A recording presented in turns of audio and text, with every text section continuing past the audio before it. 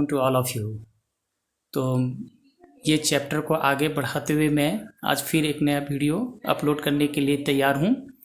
और आज का टॉपिक जैसे आप देख रहे हो जो है राइज ऑफ हिटलर। ठीक है, जो मेरा चैप्टर शुरुआत से है Nazism and rise of Hitler. तो अब जो है सेकेंड टॉपिक में हम लोग अब रियली में जो है हिटलर का उदय अब हम लोग कराएंगे। कैसे वो पावर में आता है, कैसे शक्ति में आता है, कैसे सत्ता में आता है, उसकी हम लोग जानकारी प्राप्त करेंगे। तो अभी इसके पहले हमने बैकग्राउंड देखा। क्या बैकग्राउंड देखा हमने? जो है बैकग्राउंड तैयार की कि जर्मनी में क्या क्या उथल फथल हो रही है। लोग हताश हैं, निराश हैं, किसी के पास खाने के लिए नहीं, नौकरी नहीं, पैसा नहीं। जो हैं भी नौकरी में तो उनको भी कहीं ना कहीं डर है कि उनकी स्थिति जो है वर्कर जैसी हो जाएगी। मतलब चारों तरफ से निराशा ताशा, कोई जो है उसको ठीक करने वाला नहीं। जनता को लग रहा था कि कोई ऐसा आ जाए कि जो है हमारा ये सारे प्रॉब्लम को सॉल्व कर दे। इसी प्रॉब्लम को सॉल्व करने के लिए अब हिटलर जन्म लेगा। ठीक है, इसी का मौके का फ़ायदा उठाएगा और लोगों के बीच में मसीहा बन करके आएगा। मसीहा कहते हैं कि जो लोगों का प्रॉब्लम को सॉल्व कर दे, दैट इज कॉल्ड मसीहा। तो मसीहा के रूप में आएगा। और ये हिटलर जो है बहुत ही ज़बरदस्त स्पोक्स पर्सन होता है, मतलब बहुत ही अच्छा वक्ता होता है, अच्छा बोलता है, ऐसा भाषण देता है कि लोग उसकी तरफ आकर्षित हो जाते हैं। लगता था कि वो सही में बोल रहा है, लोगों को विश्वास दिला देता था। इस तरह से उसकी बोली और भाषण होता था। ठीक है, तो लोग उस पर विश्वास करने लगे कि यही एक शख्स है जो हमारा जो है बेड़ा पार कर सकता है, हमारे प्रॉब्लम को सॉल्व कर सकता है। राइट, तो छोटा सा बात बताया। और हिटलर जो है एक बहुत ही गरीब परिवार का बच्चा होता है, लेकिन जब सेकेंड वर्ल्ड वार होता है तो ये क्या किया, अपने आप को आर्मी में इनरोल कर लेता है, रजिस्टर करा लेता है कि भाई मैं भी जो है जर्मनी की तरफ से लड़ूंगा। और ये जो है बहुत ही फ्रंट में आ करके जो है अपनी बहादुरी का परिचय देता है। और ये बहादुरी का परिचय देते हुए जो है सेकेंड वर्ल्ड वार खत्म होता है, तब इसको जो है मेडल वगैरह भी मिलता है। लेकिन इससे जो है बहुत ही दुखी होता है जब सेकेंड वर्ल्ड वार में, ये जो वर्ल्ड वार में हार जाता है जर्मनी, जब फर्स्ट वर्ल्ड वार में हार जाता है तब इसको जो है बहुत ही दुख महसूस होता है। और जब दुख महसूस होता है तब ये क्या करता है, बाद में जो है ये एक छोटी सी पार्टी होती है जिसका नाम है जर्मन वर्कर्स पार्टी। इस जर्मन वर्कर्स पार्टी को क्या करता है, ज्वाइन कर लेता है। ठीक है, तो और इसी जर्मन वर्कर पार्टी पे धीरे धीरे अपना यह है वर्चस्व फैला लेता है, अपना जो है बोलबाला फैला लेता है कि भैया अब इस पार्टी में जो है इंपॉर्टेंट पार्ट्स मेरा ही होगा और किसी का नहीं होगा। और जर्मन पार्टी, ये वर्कर पार्टी का नाम हटा करके उसने क्या लग दिया, नेशनल सोशलिस्ट जर्मन वर्कर लग दिया। ठीक है, और यही फिर नेशनल सोशलिस्ट जर्मन वर्कर को फिर जो है हम लोग नाजी पार्टी के रूप में जानेंगे। मतलब धीरे धीरे क्या हो रहा है, डेवलपमेंट हो हो रहा है। ठीक है, हम लोग क्या देख रहे हैं कि नाजी पार्टी में डेवलपमेंट मैंने जो जर्मन वर्कर पार्टी था फिर जो है नेशनल सोशलिस्ट जर्मन वर्कर्स बन गया, उसके बाद नाजी पार्टी बन गया। ठीक है, तो कैसे जो है आप भी देखते होगी कि पहले आपको पैर जमाने का मौका मिलता है, कहीं भी रखने का मिलता है तो आप सोचते हो कि पहले उस पर जो है अपना पाँव पसा लूँ, पाँव पसाने के बाद फिर सोचते हो लेट जाऊँ, लेटने के बाद सोचते हो कि पूरा हाथ पैर आराम से फैला लूँ।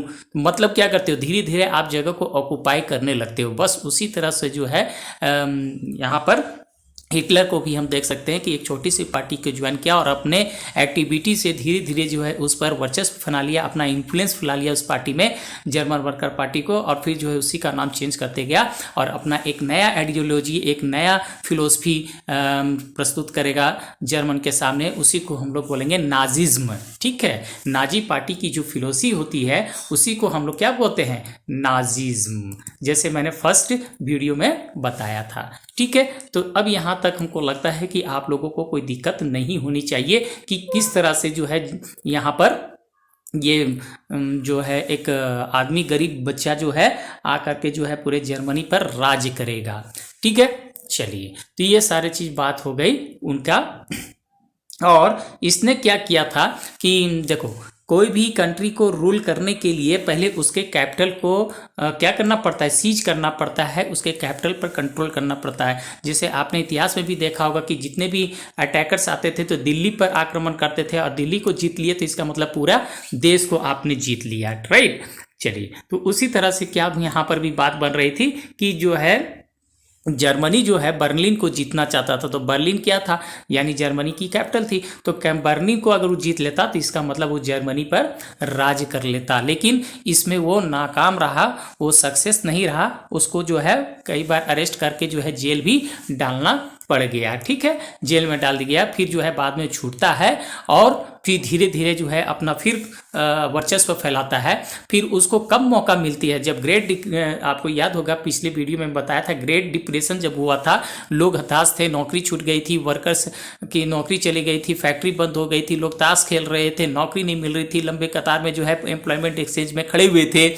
सारी स्थिति जो है खाने के लिए नहीं है, बच्चों को पेट भरने के लिए औरतों के पास जो है खाना नहीं है, मतलब ये स्थिति बनी हुई थी जर्मनी में। तो यही स्थिति जो है पलने और बढ़ने का मौका दिया किसको, हिटलर को। ठीक है, 1930 में हम देखेंगे। ठीक है, तो आप देखे होंगे कि 1929 क्या था, यही तो इकोनॉमिक डिप्रेशन था। ठीक है, तो वही जो है इसके बाद हम देखेंगे कि जो है हिटलर आता है, लोगों को जो है विश्वास दिलाने में सफल होता है कि मैं जब आऊँगा तो जर्मनी का जो ट्रीटी ऑफ वर्साइल हुई थी, अपमान हुआ था, उस अपमान का बदला लूँगा और कोई भी विदेशी जो है हमारे ऊपर जो है आक्रमण करने से पहले 100 बार सोचेगा। मैं जर्मन वासियों को नौकरी दूंगा, सभी को जो है घर आवास दूंगा। इस तरह के जो है विश्वास जो है लोगों में बताने लगा और इसके लिए उसने क्या किया, एक नया प्रोपेगेंडा शुरू किया। प्रोपेगेंडा मतलब एक नया तरीके से प्रचार करने का उपाय किया। ठीक है, उसने क्या किया कि देखो आपका अगर कोई पार्टी होता है और उसके मैंने कोई भी कैरेक्टर लेके करते हो तो वो ज़्यादा जो है वैल्यूएबल होता है। ठीक है, तो उसने क्या किया था, सपोज कर लो कि अगर भारत का आप जो है दूसरे देशों में प्रचार करते हो तो क्या करते हो, तिरंगा लेके जाते हो। ये तिरंगा देख करके क्या लोगों को फील आएगा, वही नेशनलिज्म वाला पार्ट। ठीक है, नेशनलिज्म की फीलिंग उन लोग में आ जाएगी, है ना। तो ये भी बहुत चालाक व्यक्ति था हिटलर। उसने सोचा कि भाई जो है अगर हम अपना नाजी पार्टी को आगे बढ़ाना है तो हमको कुछ इस तरह से प्रोपेगेंडा चालू करना पड़ेगा, इस तरह से कोई पॉलिसी चालू करना पड़ेगा ताकि लोगों के मन में ये विश्वास हो जाए। तो उसने क्या किया कि जो वहाँ के एंशियंट कल्चर जो था उसको जो है अप्लाई करने लगा, लोगों को दर्शाने लगा कि देखो भाई हमारी जो है इस तरह की कल्चर्स है। ठीक है, तो देखिए यहाँ पर सारे झंडे है रेड कलर का लेकर के, उसमें स्वास्तिक का चिन्ह बना हुआ होगा, वो चीज लेकर के चला गया और जो नाजी सैल्यूट होता है उसको जो है अप्लाई किया। ये देखिए, देख रहे हो ये स्वास्तिक का चिन्ह जो आज भी हम लोग जो है भारतीय वासी जो है स्वास्तिक को जो है शुभ के रूप में जो है यूज करते हैं। ठीक है, तो इसकी कहानी अलग है, तो इस पर मैं नहीं जाऊंगा, बस इतना जान लीजिए। स्वास्तिक जो है रेड कलर में इन लोग लेके चले और जो नाजी सैल्यूट होता है, जर्मन सैल्यूट होता है, उन लोग का जो है हम लोग का क्या होता है, नमस्कार, जय श्री राम बोलते हो ना, जय राम राधे राधे जो भी बोलते हो अपने तरीके में,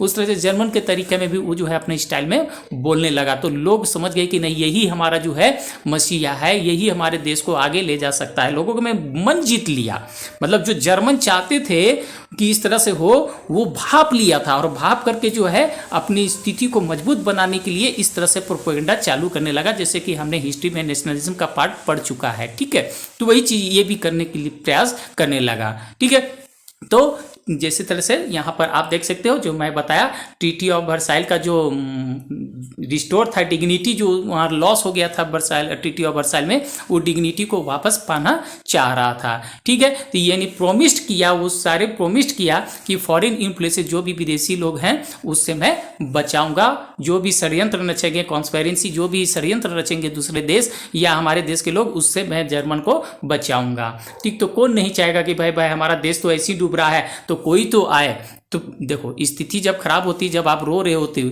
तो कोई अगर आपको पुचकारने के लिए भले ही जो झूठा ही आता है वो चुप कराने की कोशिश करता है, तो आपको लगता है ना कि कोई जो है अपना आ गया मुझे मनाने के लिए, तो आप थोड़ी देर के बहल जाते हो, है ना। जो भी छोटे बच्चे होते हैं, देखते हो क्या हुआ बेटा क्या होता है पूछते हो तो उसको लगता है कि कोई प्यार करने वाला आया और जो बड़ा शांत हो जाता है। उसी तरह से जर्मनी में जो है हताश निराशा छाई हुई है और जर्मनी में जो है हिटलर आकर के सारे लोगों का विश्वास जीतता है, तब लोगों को जो है विश्वास हो जाता है। देख लो इतना बड़ी रैली जो है उसने कर डाला।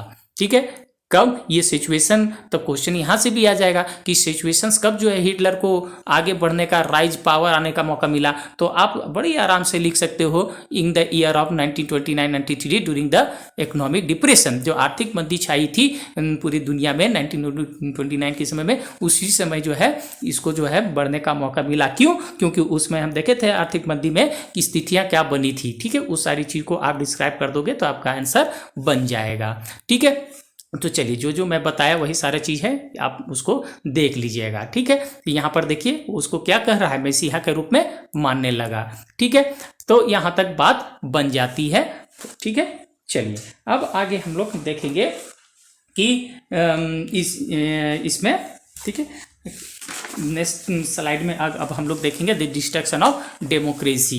ठीक है, यानी जो वेमर रिपब्लिक वहाँ पर राज कर रही थी उसका अब जो है खात्मा हो जाएगा, डेमोक्रेसी की खात्मा हो जाएगी। तो डेमोक्रेसी खात्मा जब हो जाएगा तो इसका मतलब कोई नए फॉर्म ऑफ गवर्नमेंट आएगा। यस, बिल्कुल आएगा, जिसको हम लोग फिर से डिक्टेटरशिप कर सकते हैं। ठीक है, वो चीज़ यहाँ पर आ जाएगी।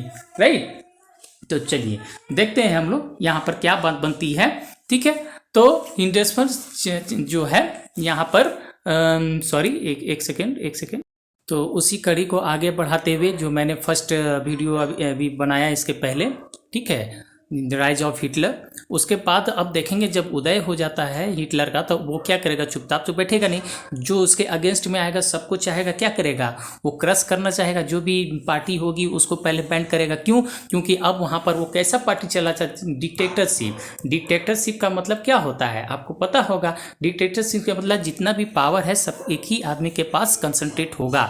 ठीक है, मतलब जो चाहेगा वो वही करेगा, दैट इज कॉल्ड डिक्टेटरशिप। तो मतलब वन पार्टी ये चाहेगा, वन पार्टी और वन मैन वन एम्पायर, मतलब एक शासन होगा और इस शासन का सिर्फ एक ही अध्यक्ष यानी एक ही प्रेसिडेंट होगा, वो हिटलर होगा और वो जो बोलेगा वही होगा, दैट इज कॉल्ड डिक्टेटरशिप। तो ये डिक्टेटरशिप चालू करने के लिए इसको पहले जितना भी अगेंस्ट में पार्टी थी उसको तो खत्म करना पड़ेगा। तो खत्म करने के लिए इसने क्या किया कि जितने भी कंजर्वेटिव पार्टी थी, तो इसका मतलब यहाँ पहले डेमोक्रेसी थी, वेमर रिपब्लिक चल रही थी। ठीक है, तो वेमर रिपब्लिक को अपोज करने वाला कौन थे, वहाँ पर कंजर्वेटिव लोग थे। तो कंजर्वेटिव लोगों को सब मिला लिया अपने पक्ष में और जो है फिर यहाँ पर जितने भी पार्टी थी सबको पकड़ करके जो है उसने क्या किया गया कि एक जगह है जो है कंसंट्रेट कर दिया, कंसंट्रेशन कैंप में ले गया। ठीक है, तो कंसंट्रेशन कैंप क्या होता है उसको भी आप लोग को जानना जरूरी है। तो कंसंट्रेशन कैंप क्या होता है कि जहाँ पर एक जगह जो है ले जा करके लोगों को रखा जाता है, उनको अलग कर दिया जाता है, उसको बोलते हैं कंसंट्रेशन कैंप। ठीक है, जहां पर लोगों को अलग कर दिया जाता है बिना, विदाउट एनी लॉ। सपोज कर लो एक कानून कहता है कि बिना परमिशंस के, बिना दोष सिद्ध हुए इसको आप अलग करके नहीं रख सकते, मतलब जेल टाइप का समझ लो कि नहीं रख सकते।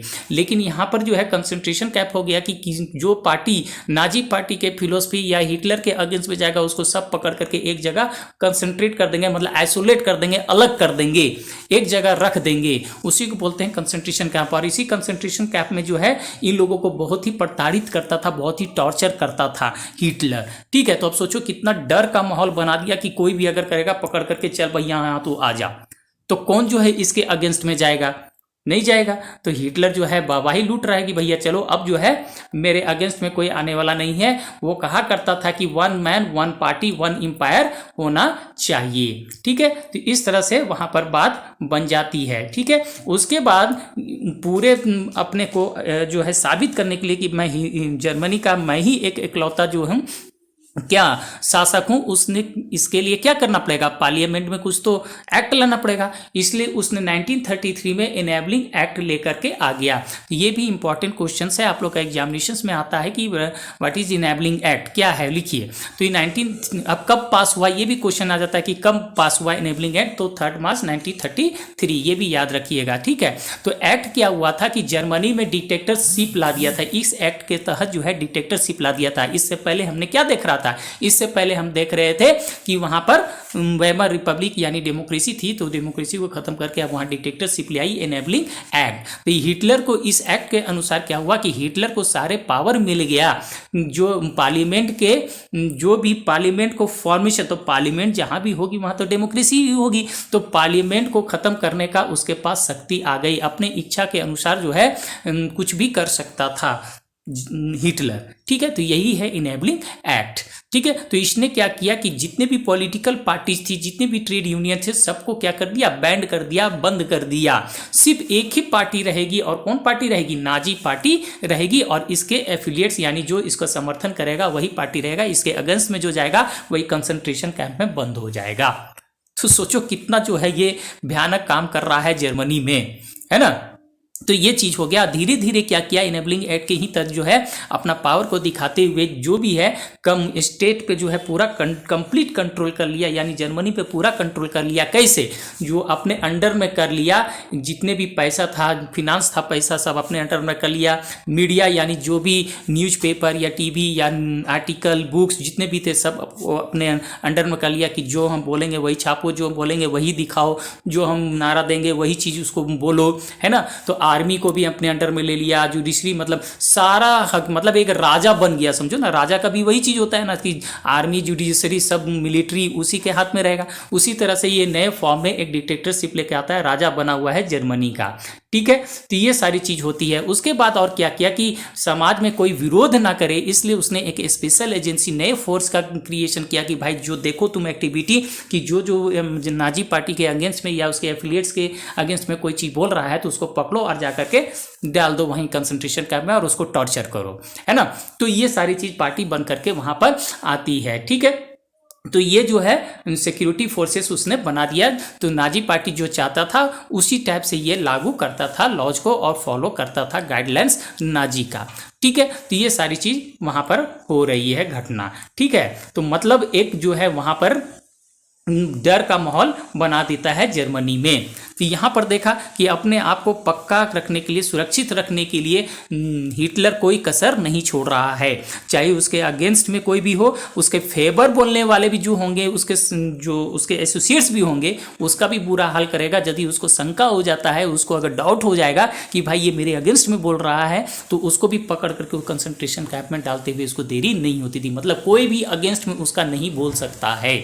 ठीक है, तो अब हम लोग देखेंगे कि जब जर्मनी का तबाही कर दिया, जितना भी जो है वहाँ पर पार्टियां थी, डेमोक्रेसी थी, सबको तो उसने तबाह कर दिया, सब खत्म कर दिया। तो फिर से जर्मनी को एक नई आवाम देना है, तो रिकंस्ट्रक्शन करेगा, फिर से उसको बनाएगा। यानी जो जर्मनी में जो युद्ध के चलते जो बेरोजगारी हो गई थी, फैक्ट्री बंद हो गई थी, भूखमरी से लोग मर रहे थे, तो उसको तो फिर से रिकंस्ट्रक्शन करना है कि नहीं, फिर से ऊपर लाना है कि नहीं। बस वही प्रयास करेगा कौन, हिटलर, क्योंकि वो वादा भी किया था, लोग उसको मसीहा समझ रहे थे, तो कुछ तो उसको काम करना पड़ेगा। इसलिए उसने क्या किया, रिकंस्ट्रक्शन का काम शुरू कर दिया कि भाई जो वादे के साथ मैं यहाँ पर आया हूँ वो करना चाहिए। तो उसने क्या किया, इकोनॉमिक रिकवरी करने का प्रयास करने लगा। ठीक है, तो इस इकोनॉमिक रिकवरी का मतलब क्या हुआ, जो भी आर्थिक क्षति हुई थी, जो पैसे से जो नुकसान हुआ था, उसको जो है फिर से वापस लाना चाहते थे। तो इसलिए उन्होंने एक अपॉइंटमेंट किया, उनका जो जर्मनी के बहुत ही फेमस इकोनॉमिक्स थे हजमल सचत, उनको अपॉइंट किया और उनको ये जिम्मेवारी दी कि भाई तुम जो देखो कि कैसे जो है इसको क्रिएट कर सकते हो, कुछ ऐसा प्रोग्राम बनाओ कि जर्मनी को हम जो है ऊपर लेवल तक लेकर रहे, उनकी स्थिति को सुधार दें। तो हजमल सचत ने बहुत ही अच्छे अच्छे प्रोग्राम लाने की कोशिश किया और इसी प्रोग्राम के तहत जो है, जो आज नई आप एडवर्टाइज में टीवी में देखते होगे, गाड़ी का नाम देखते हो वॉल्क्सवैगन। ठीक है, वॉल्क्सवैगन, तो वही जर्मनी से उसी समय सेकेंड वर्ल्ड के बाद, फर्स्ट वर्ल्ड वार के बाद जो है वहाँ पर ये गाड़ी निकलती है। ठीक है, मतलब अब जो है वहाँ पर कैपिटलिस्ट यानी जो भी पूंजीवादी लोग हैं उनको बढ़ावा दिया जा रहा है कि भाई आप फैक्ट्री खोलिए, हम आपकी सहायता करेंगे। फैक्ट्री खुलने से क्या होगा, रोजगार मिलेगी, तो रोजगार मिलने से क्या होगा, लोग जो है भूखे नहीं मरेंगे, ये सारा चीज हो जाता है। तो ये सब काम होने लगा धीरे धीरे जर्मनी में। ठीक है, तो सारे फैक्ट्री जो है फिर से खुलने लगता है, राइट। और उसके बाद क्या किया कि आप एक लीग ऑफ नेशन, ये लीग ऑफ नेशंस क्या है, जब फर्स्ट वर्ल्ड वार हो गया था तो फर्स्ट वर्ल्ड वार के बाद जो यूएसए में जो विल्ड्रो विल्सन थे, उन्होंने प्रेसिडेंट थे उसमें विल्ड्रो विल्सन, उन्होंने देखा कि इस वार से बहुत ही क्षति हुई है, लोगों को नुकसान हुआ है, पूरी दुनिया को नुकसान हुआ है, इफेक्ट पड़ा है, तो क्यों ना हम एक ऐसा लीग बनाए, संगठन बनाए जो आगे भविष्य में ऐसे युद्ध ना हो सके। इसलिए सब कंट्री जो है, कई सारे कंट्री इसमें जो है पार्टिसिपेट किए थे, ठीक है, कि मैं भी इस नेक काम में जो है सहायता करूंगा। और जर्मनी भी उस समय जो है फर्स्ट वर्ल्ड वार के समय में इसमें जो है लीग ऑफ नेशन में शामिल हुआ था, ठीक है। लेकिन 1933 में जब एनेबलिंग एक्ट जब पारित हो गया था, याद कीजिए, तो हिटलर ने क्या किया, ये लीग ऑफ नेशन से अपने आप को अलग कर लिया कि भैया जब तक हम रहेंगे तब तक तो फिर हम दूसरे देश पर हमला भी नहीं कर सकते हैं, जो मेरे साथ हुआ इंसल्ट उसका बदला भी नहीं ले सकते हैं, अगर लेने की कोशिश करेंगे तो फिर वार होगा। तो लीग ऑफ नेशन तो वही वार को रोकने के लिए ही बनाया गया था। तो जर्मनी ने इससे अलग हो गया, और जो है अलग होते के साथ जो राइनलैंड जो फ्रांस उससे कैप्चर कर लिया था, याद करो, जो पैसा नहीं लौटा पा रहा था, गोल्ड में पैसा नहीं दे पा रहा था, तो फ्रांस उसका क्या कर लिया था, जहां पर गोल्ड रिजर्व था राइनलैंड, उसको जो क्या कहता है कैप्चर कर लिया था। तो वो राइनलैंड को वापस फिर ले लेता है और ऑस्ट्रिया जर्मनी को एक कर देता है। जो ऑस्ट्रिया जर्मनी उसमें अलग अलग थे, ऑस्ट्रिया जर्मनी को इसने क्या किया, अलग कर दिया गया, ठीक है। ये कह करके कि एक लोग होंगे, एक एम्पायर होंगे और एक जो है लीडर होंगे, ठीक है। ये स्लोगन देने लगा, क्योंकि ऑस्ट्रिया में बहुत सारे जर्मन लोग रहते थे, ठीक है, उस रहते थे।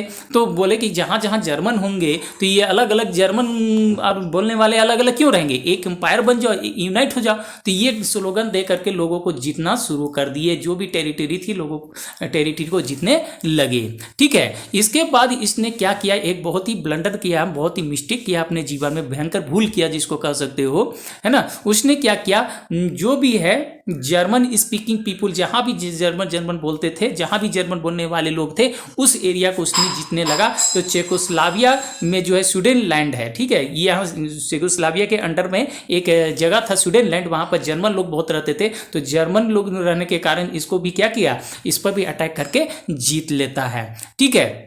उसके बाद जो है क्या करता है, इसने जो है ये चला जाता है कहाँ पर, फिर चला जाता है वेस्ट फ्रंट में। उसने सोचा कि भाई अब ईस्ट यूरोप को जीतना चाहिए, वेस्ट का काम तमाम कर दिया, ईस्ट की ओर गया, और ईस्ट में ही जो है आपका क्या पढ़ते हैं, रसा जिसको बोलते हो, ठीक है, वो पड़ता है। और इससे अब टक्कर होगी तो ये तो उसमें और भी जो है भयानक जो है रूप किए हुए था, माने स्ट्रांग स्थिति में था।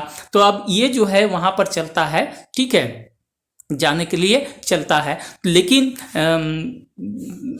उसका जो इकोनॉमिक्स थे हजमल सचत, उन्होंने इनको मना किया कि सर आप बहुत ही लड़ाई लड़ रहे हो, अब लड़ाई मत करो, क्योंकि ऑलरेडी हमारे पास इतना जो है कर्जा में है और वार लड़ने के लिए पैसों की ज़रूरत होता है। अब हम लोग जो है धीरे धीरे रिकवरी कर रहे हैं, लेकिन उसकी सलाह को हिटलर नहीं माना, और जो है सचत जो है फिर उसके पार्टी को छोड़ करके चला जाता है। मतलब उसको कोई भी सजेस्ट नहीं कर सकता है, कोई भी उसको कुछ बोल नहीं सकता है हिटलर को, मतलब जो भी बोलेगा लेगा उसको साइड कर देगा वो, है ना, अपना डिसीजन खुद लेता था, ठीक है। तो हिटलर यहाँ नहीं रुका और जा करके फिर क्या करेगा, वही वेस्ट।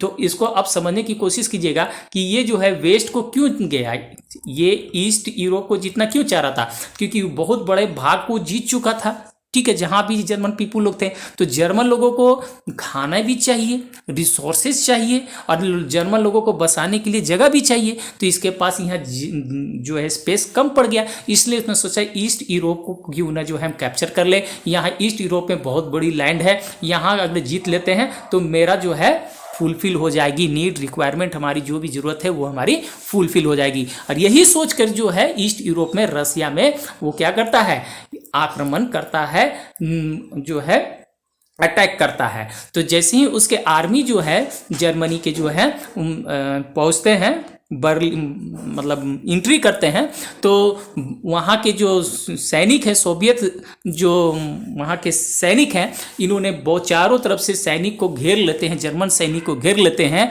और जो है बहुत बुरी तरीके से जो है इनको पीटते हैं। पीटने का मतलब क्या है, उनको हराते हैं और टॉर्चर करते हैं, ठीक है। इस तरह से रसिया का भी जो है सुप्रीमेसी पूरे वर्ल्ड में जो है सामने आ जाती है, ठीक है, और बहुत दिनों तक यहाँ पर राज करते हैं, रसिया भी करते हैं, राइट। तो ये सारी चीज़ें बन जाती है। अब देखेंगे हम लोग कि तो कहानी उसकी ख़त्म हो गई, ठीक है। अब क्या होता है कि 1939 में देखियो सेकेंड वर्ल्ड वार की शुरुआत हो जाती है। तो यहां से भी क्वेश्चन निकल करके आ जाता है एक नंबर के लिए कि सेकेंड वर्ल्ड वार कब शुरू होता है, तो सितंबर 1939 में।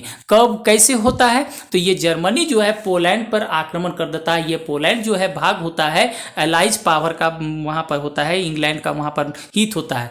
तो जर्मनी अटैक कर दिया, तो जितने भी एलाइज पावर थे क्या शांत बैठेंगे? नहीं बैठेंगे। अब जो है बहुत हो गया। जर्मनी जब तक जीत रहा था, ठीक है, जहां भी जर्मन स्पीकिंग और ये सब सोच जीत रहा था, तब तक सब शांत थे कि चलो जीतने दो। लेकिन तो हद मचा दिया भाई, ये जर्मनी भी जो है दूसरे मैंने एलाइज का भी जो है जगह को छीनने लगा। तो कोई शांत नहीं बैठ। सपोज कर लो तुम घर के अगल बगल जितने भी जमीन है रोड वाला तुम एक्सेप्ट कर लिया, अब पड़ोसी वाला घर के जाकर के गेट को भी जो उखाड़ के फेंक दोगे तो पड़ोसी वाला तेरा शांत बैठेगा?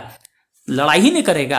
तो वही चीज यहां पर भी है। जब तक कर रहा था जर्मनी, ठीक है चलो, उससे कोई मतलब नहीं था, लेकिन एलाइज पावर पर जहां संकट गहराया तो उन लोग चुप नहीं बैठे और वार जो है सेकेंड वर्ल्ड वार की शुरुआत हो जाती है। ठीक है, तो यहां पर जो है ट्राइपार्टाइट पैक्ट, ये क्या होता है? ट्राइपार्टाइट पैक्ट क्या होता है? मतलब 3 ग्रुप की संधि होती है। ठीक है, किसके किसके बीच में संधि होती है 1940 में? जर्मनी, इटली एंड जापान में। ये 3 देश जो है सेकेंड वर्ल्ड वार में अपना एक ग्रुप बना लेते हैं।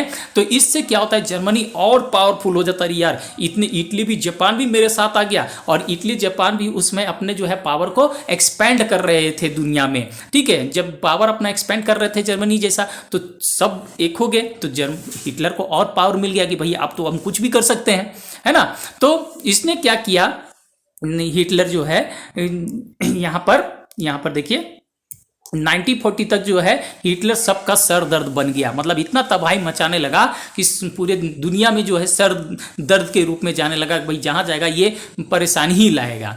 ठीक है, तो इसने क्या किया, जैसे मैं बताया था कि ये जो है वहाँ पर फूड सप्लाई के लिए और लिविंग स्पेस के लिए ईस्टर्न यूरोप में आक्रमण करता है। लेकिन सोवियत यूनियन के द्वारा जो है उस पर अटैक कर दिया जाता है और उसको हरा करके भेज दिया जाता है। किसको? जर्मन आर्मी को। ठीक है, तो वो सारा चीज़ वहाँ पर आती है। ठीक है, चलिए अब इसी समय जब सब कुछ हो रहा था, यूएसए चुपचाप देख रहा था। यूएसए जो है सेकेंड वर्ल्ड वार में नहीं चाहता था कि मैं वार में शामिल हूँ। क्यों? क्योंकि फर्स्ट वर्ल्ड वार में उसका नुकसान वो देख चुका था, भुगत चुका था, इसलिए चाहता था कि भाई मैं वार में नहीं लड़ूंगा।